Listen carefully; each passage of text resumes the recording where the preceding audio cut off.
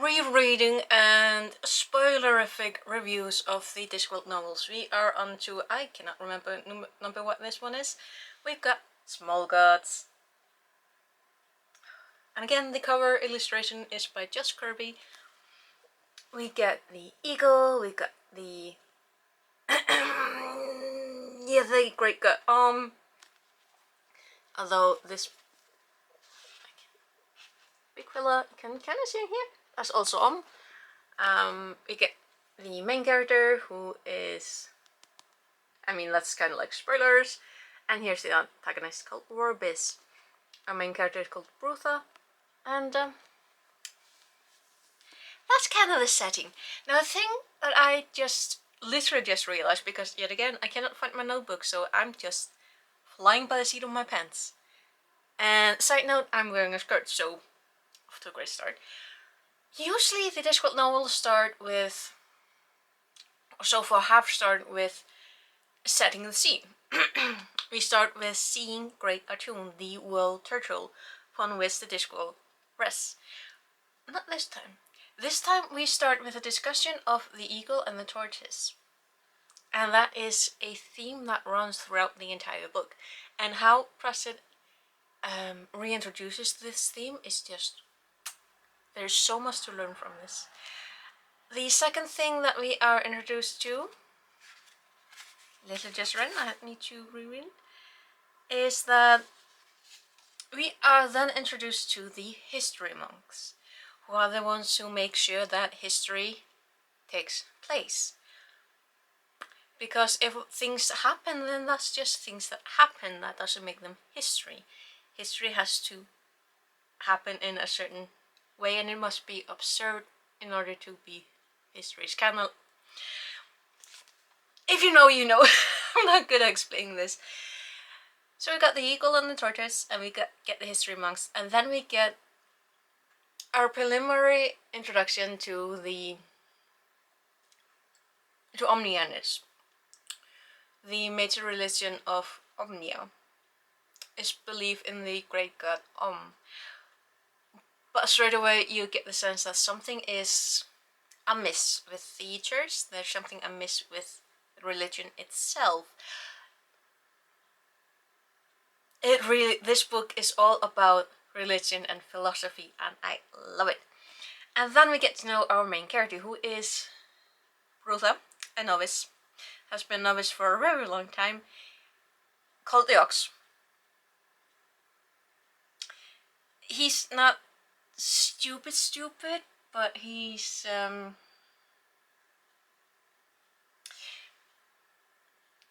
thoughts move slowly for him, but he has excellent memory. He always knows exactly where he is, because he is, for example, subconsciously counting the steps that he takes.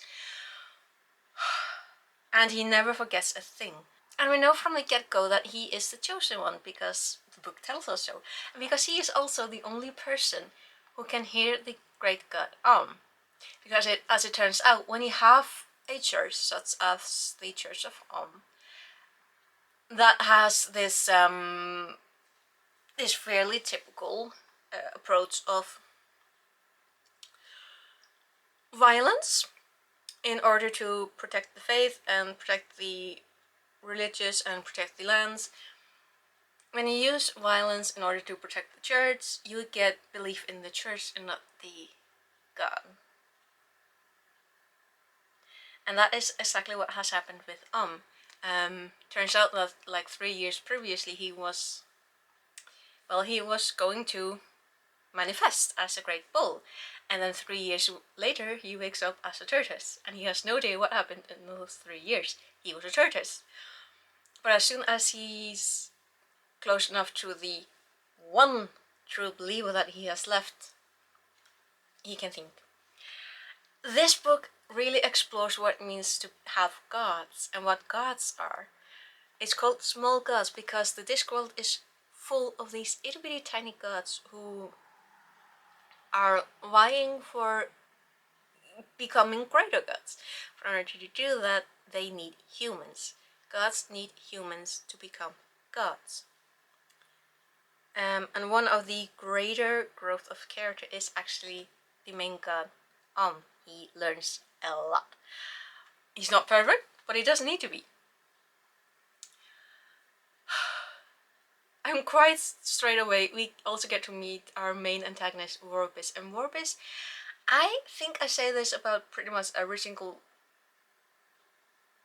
I feel like I say this about a lot of the antagonists or straight up villains in the Discworld novels. But Warpis has a special place in my heart because he's...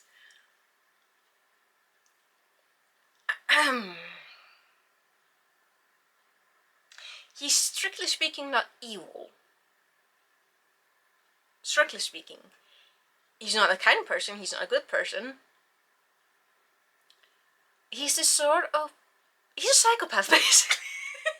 when I actually stop to think about it, he is a psychopath because he doesn't believe in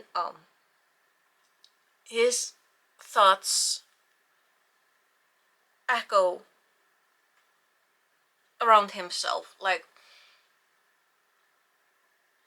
yeah, he doesn't believe in but he really does believe in power, and I think he does believe in the church. But he definitely believes in power and that he should be the one to lead the church. Another thing that is source of conflict in this book is that Omnia is at active war with Ifib. This is another country. Omnia is a desert-bound kingdom. Well, kingdom. They are ruled by a Xenobiarch. And unfortunately, I'm just still not quite good with languages to completely understand all the jokes and puns that Prasid put in. I, for example, really regret never learning Latin because that would really help me with understanding the jokes. Also French. I know neither language, so I need other people to help me up with that. But Omnia is a state of priests and the church and a lot of suffering. People suffer a lot in Omnia. And they are made to believe that it's for their own good. Ifib, however, is by the ocean, and that is a land of philosophers. They are also ruled by a tyrant who is elected into office every 4 years. That joke, I get that. And Omnia and Ifib are at war because shenanigans. And because of Warpis, essentially. Warpis has been orchestrated. Like, this isn't really... I warned you, this is a spoiler. But Warpis basically orchestrated a full-out war with Ifib because he looks down on everyone who isn't Omnian. And he wants control over everything because that is the kind of maniac that he is. And the type of planning and the time that is taken just... he has a very disturbing mind, and I really do not want to understand it, but evidently Prasid did, because he really wrote a very good antagonist. So we have that. Basically, Warpis decides to bring Brutha along with him on a peaceful expedition to Ifib. Ostensibly for, peace negotiations. He brings Brutha along because of his memory. But obviously, Warpis has no intention of brokering peace. He is there to take over everything. And Brutha is there because the palace of Ifib, the palace of the tyrant, is famous for being full of... it's a maze. And there are 4 or 6 people who know their own part of the maze. No one knows the entire layout of the place except for Brutha, because he can figure things out. And because he is naive, he's innocent, he really doesn't believe that people want to harm other people. He may be brainwashed by the church, but he is generally a good person. And his growth is that he matures. He realizes that there are people like Warpis who are not there for other people. They are there to rule in fear. And so when they're are in Iffy, we do meet the philosophers. And the way that Pratchett writes philosophers is like, I feel like I know these people. But because, oh, one of the most famous words that the philosophers are known for is Eureka, which I cannot remember which real round world philosopher it was that had the thing with the bath and the jumping out shout Eureka. I cannot remember, it's been so long since I've actually thought about it and I forgot to Google it before I sat down to talk about it. But Eureka in Discworld translates, you know, round world, Eureka means I got it. Discworld, it means get me a towel. Because when an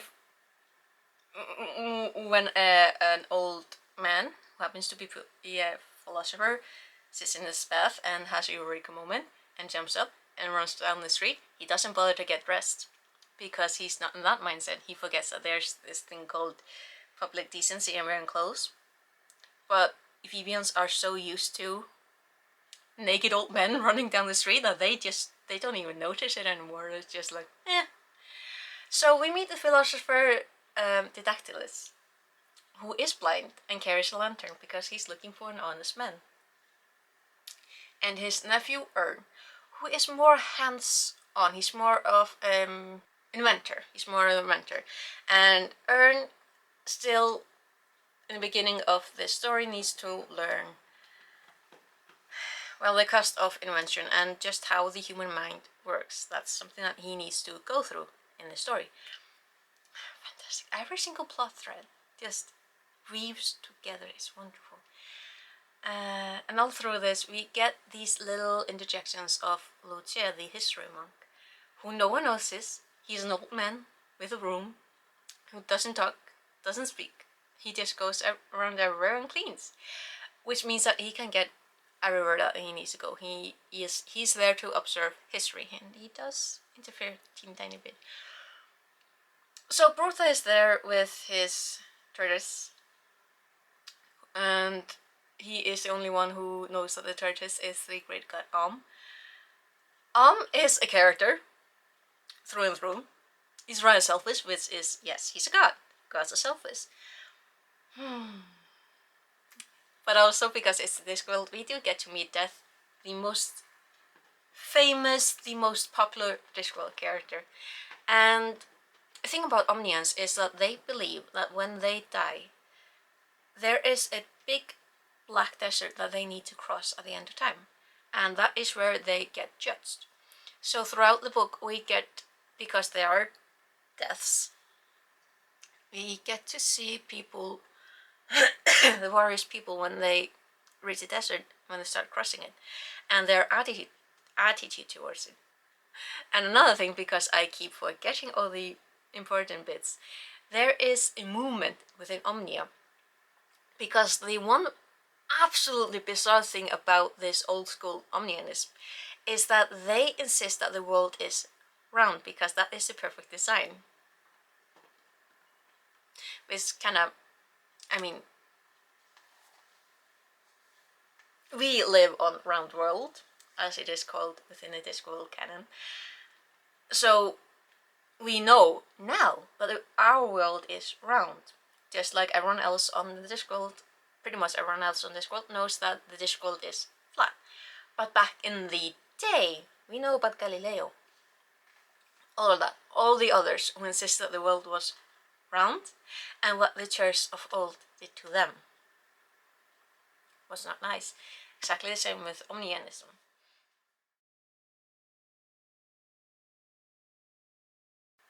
Things go down. I'm trying not to spoiler everything because you really need to read this book. It's one of the thicker ones so far. It's like, usually the Discworld novels are around 70, 80, under 80,000 words. This one is very close to 100,000, and it's lovely.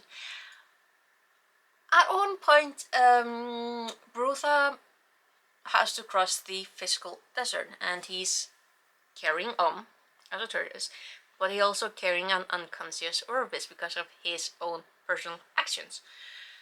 So that there we get a wonderful mirror to what happens in the afterlife. We get the physical desert and we get the metaphorical desert. And because Orbis is Orbis, he knocks Brutha out and chucks what he believes is Brutha's tortoise, which is he tries to kill by chucking him onto rocks. Thankfully that was another tortoise and is still alive. And Orbis drags Brutha the last little spot into Omnia. And because he's crossing the desert, he is accepted as the 8th prophet of Of course, Orbis is not the 8th prophet, Brutha is. And the one thing that I really absolutely adore with this book is just this constant theme of eagle and tortoise. Brutha is described a lot in very similar to being a tortoise. Meanwhile, Orbis is described in pretty much the same words as an eagle. There's a constant presence of an eagle in the desert who actually does become instrumental along with the great god who is still a tortoise, in ending Orbis. And you really need to read that part because it is fantastic. It is hilarious and it's just... And this reminds me of a story from Roundworld about another person who was said to have died in a similar manner or the same manner. I'm like, and I cannot remember who it was. Dang it. But yeah, one of the things that Orbis has constructed is this, instead of an iron bull, is an iron tortoise, upon which the first victim happens to be Brutha, struck down like this, and there's a fire underneath the tortoise. But of course this is a good book. Like, this is a grimdark. So Orbis ends and Brutha survives. Brutha becomes the new prophet. There is further tying of ends. Ascends up to Cor Celeste, which is where the gods live. And because they're still at war with the other countries around the Circle Sea, he beats up the other gods. It's fantastic. I love that part. And he literally has the gods apologize like the little kids on the playground. And essentially then 100 years pass, and when the end comes for Brutha, he realized that he actually forgot. First time probably in his life. It took him 100 years to actually forget something, and he forgot the passage of time. And the last part of the book, I still think about, like, in the intervening years since I read this book first and until now, when I reread it, that last part with Brutha and Orbis in the afterlife, I still love it. The ending is just perfect because it describes Brutha as a character 100%, because he is a compassionate and kind person. So yeah, I finally managed to finish reading this book. The next book up is Lord and Ladies, which is about the fair folk. So I really hope that you enjoyed me prattling on around about this book, and I really hope that you join me for the next one.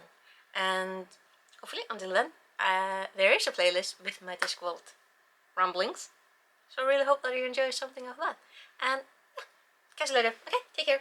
Bless.